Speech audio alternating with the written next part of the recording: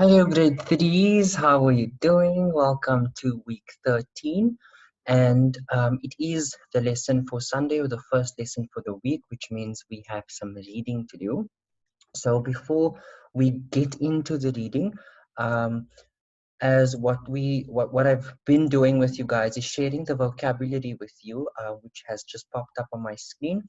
The high frequency words or the vocabulary words from the story, which will help you read better, understand what you are reading better. And remember that reading the stories every week is not necessarily for you to know what is happening in the story, but rather for you to be able to identify certain things from the story, and then also being able to answer questions about aspects of the story and not necessarily the story as a whole, right?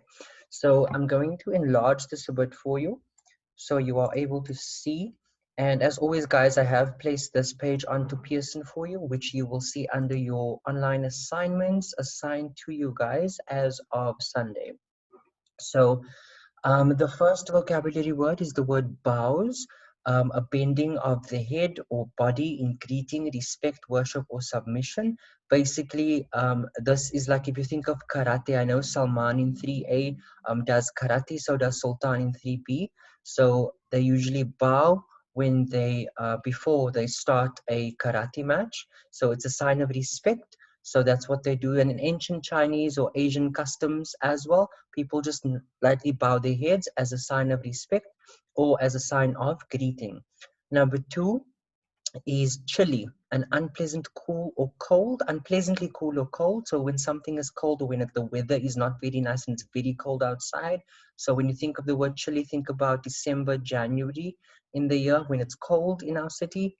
The word foolish, unwise or without sense. So when you're being silly or acting silly or doing something silly. Narrow basically means not wide. I will show you a few pictures so that you can visualize it as well. Number five is the word perches. This is a verb, a doing word, so sits on or rests on something. So when you sit on something or when you're resting against or on top of something, that is what you are doing. You are perching. Foreign, of or from another country. So I'm foreign because I'm not from Saudi Arabia. I'm from a different country. And if you were to visit my country, you would be foreign because you are not from my country. And then lastly, number seven is a recipe, a list of ingredients and instructions for making something to eat. So your mothers or nannies might make some food in your homes, and sometimes they follow recipes. If they're making something for the first time, they basically need to know what to use to make a specific dish and also how to make a specific dish. That is what a recipe is and what a recipe contains. So that is your vocabulary words. Let me just show you a couple of pictures real quickly before we start with the reading. Right, so the vocabulary words for English this week, like I said, was narrow. So over here you have wide. So something that is broad, and narrow, something that is a bit thinner. That is what narrow is. The pictures just help you visualize it a bit better. The word perches, sitting on top of or resting on something. Here we've got a parrot resting on a little wooden pole. So he's perching on the pole. Recipe, list of ingredients and instructions on how to make something. This is for potato, bacon, and tomato sauce. So there's the ingredients and the method. So that's what a recipe is.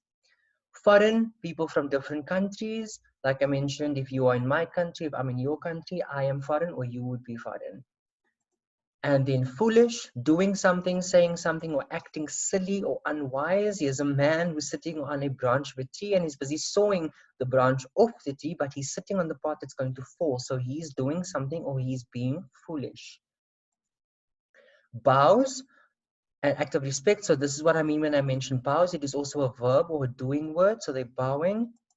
And in Chile, when something is cold or when the weather's cold, you know, the little emoji is wearing a little hat and some earmuffs as well as a scarf, because he wants to keep warm because it is chilly. So that is your vocabulary words.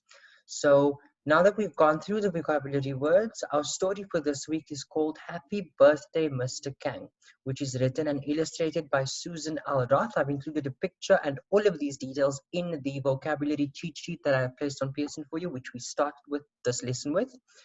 The genre is realistic fiction, which we have done before. Basically, the characters and things that are happening in the story are like things that can happen in real life.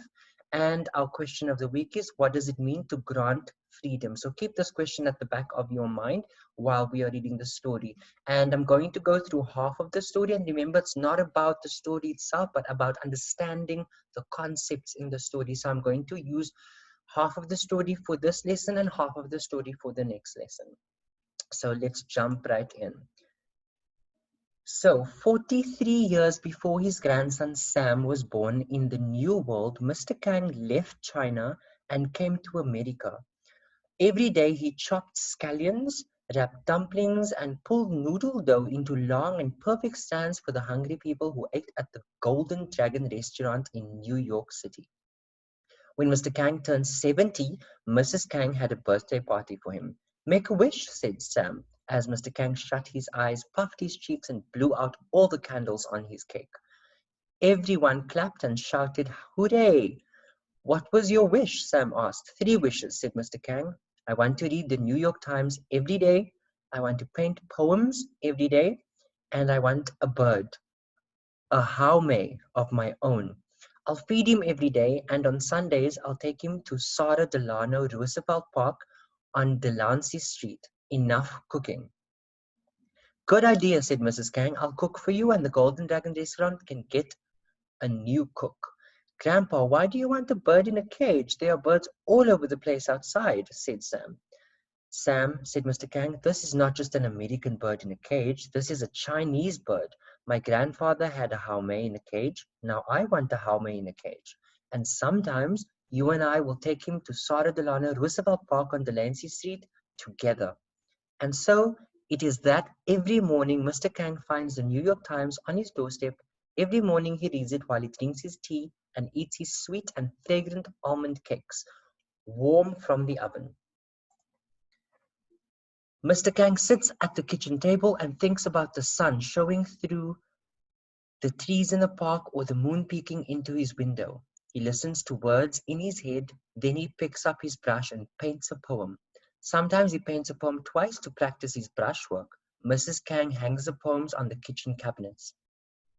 And then, after making sure that the door and the windows are shut, Mr. Kang opens his Haume's cage. Speaking softly, he invites the bird to stand on the table.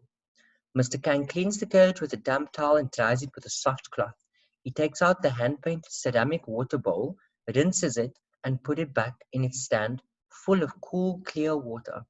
He washes the hand-painted ceramic food bowl and puts it back, full of his own special recipe of millet coated with egg yolks and mixed with chopped meat. These days, this is the only cooking Mr. Kang does.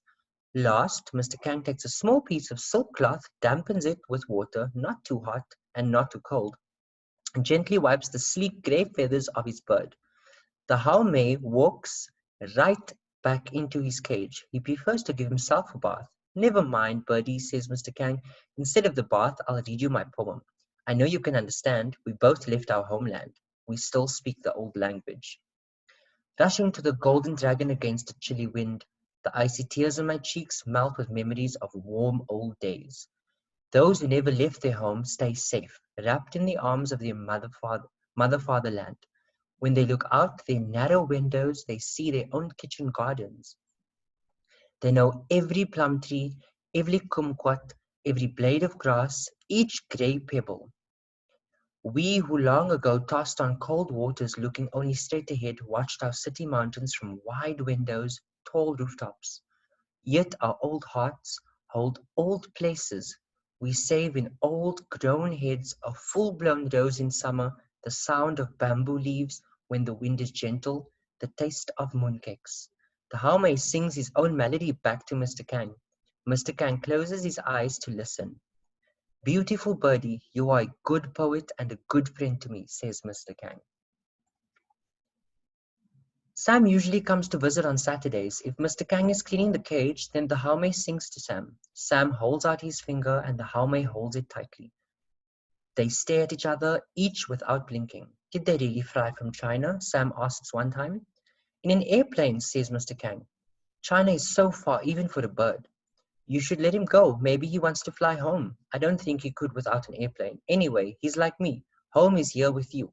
If he went home now, I think he would miss his Sundays on Delancey Street. Mr. Kang puts his arm around Sam's shoulders and hugs him. I have a very smart grandson, he sighs. Maybe one day we can visit China together. And this is how Mr. Kang spends his days, except for Sundays. On Sundays, Mr. Kang gets up when it's dark. He washes his face and puts on his clothes. When he is ready, he picks up the cage by the ring on top. The freshly ironed cover is tied shut and the bird is still sleeping. As he opens the door to leave the apartment, Mrs. Kang is padding quickly behind him. Wait for me, she calls. Shh, says Mr. Kang, but he waits as she closes the door and turns her key. Mr. Kang and his bird lead the way. He walks gingerly, holding onto the banister to steady himself as he goes down the stairs. Out the door, down the block, across the street he glides to Sarah Delancey Roosevelt Park on Delancey Street. Mrs. Kang follows 3 steps behind. She sees her friends and slips away to join them. Mr. Kang hangs the cage on the fence, stretches his arms, and breathes in the morning. Mr. Loom arrives with a cage in each hand. How are you, my friend? How is the bird? We are enjoying the morning, smiles Mr. Kang. Mr. Loom, when I see your cages resting on the green ivy floor of Sarah Delano Roosevelt Park in New York, I remember my arm is lifted up to hold grandfather's big hand, and that ivy is green from the Shanghai sun, and the ginkgo tree is blowing in the soft Shanghai breeze, and that heat in my breast is from my sweet and fragrant almond cake. Grandfather slipped it into my pocket, and it is still there, warm from the oven. Even when you speak a greeting to your friend, you are painting a poem, says Mr. Loom. Mr. Kang bows his head. Today is a special Sunday morning because Sam and Mr. Kang are going to the park together. Sam slept at his grandparents' house last night. It is still dark and he is rubbing his eyes as he jumps from his bed. Just like Grandpa, he washes his face and puts on his clothes. Together at dawn's first light, they lift the cage. The cover is still tied. The bird is still sleeping. Sam opens the front door. Grandpa steps out and Grandma is right behind him, just as she is every Sunday morning. Wait for me, she says. Shh, say Mr. Kang and Sam, but they wait as she closes the door. Mrs. Kang takes 1 extra minute to slip 2 warm almond cakes into Sam's pocket. Then Sam and Mr. Kang lead the way down the stairs, out the front door and on the corner across the street, all the way to Sarah Delano Roosevelt Park on Delancey Street. So boys, we are going to stop the reading there. But it's pretty interesting because it's about poems and about enjoying a new country because they are originally from China. But the point that I'm trying to make with this lesson is the vocabulary words. So I'm just going to bring them back up again. The 7 vocabulary words that we started with at the beginning of the lesson: bows, chilly, foolish, narrow, purchase, foreign, recipe. So these words are coming in handy for us to answer our questions in our Readers and Writers Notebook. So I'm going to head to that page real quickly. I'm just going to pause my share and then bring up that page for you guys. Okay, nearly there. 1 second. So I'm going to bring up the page with the answers on them so it makes it easier for us. So the very first one contains our vocabulary words, and we have to basically find the meanings of these words or match them correctly. So here are all of our vocabulary words at the top: narrow, purchase, recipe, foreign, foolish, bows, and chilly. So remember I said some of these words are verbs or doing words. So that is purchase and bows. Those are verbs or doing words. They imply action. And then the other words are other parts of speech, like it can be adjectives because they are describing things. It's like a narrow street, it's an adjective. A recipe is a noun. Foreign could be an adjective or it could be a noun. Foolish is a noun or an adjective. And then chilly is a can be an adjective, or in some instances it can also be an adverb. So the word foolish, you would be able to do this by yourself by now because we've gone through the definitions of the word. So the word foolish, silly, like we mentioned. Recipe, directions for cooking. Narrow, skinny, so very thin. Chilly, cool, or alternatively it could be cold. And then foreign, from a different country. And then from number 6 to number 10, you have to write the word from the box that best completes each sentence below. Watch the red bird as it on the branch, to rest on a branch or to sit on a branch. He perches. After he sings, he to the audience, he bows. The gap was too narrow for me to squeeze through, and then he moved here from a foreign country called Sudan.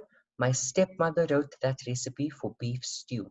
So in these sentences, like every week, you are able to tell which word should go in which sentence because you know what they mean, and also based on the context of the sentence. So if we're speaking about beef stew, we have to basically think about which word in the vocabulary list speaks about food or is associated with food. That is a recipe. So the point I'm trying to make here is you need to look at the context of each sentence. What is it trying to say? And then which word fits in there correctly or most perfectly. I will see you with the next lesson, with our next installment of our reading so we can complete the story, and then we'll take it from there. Thank you so much for joining.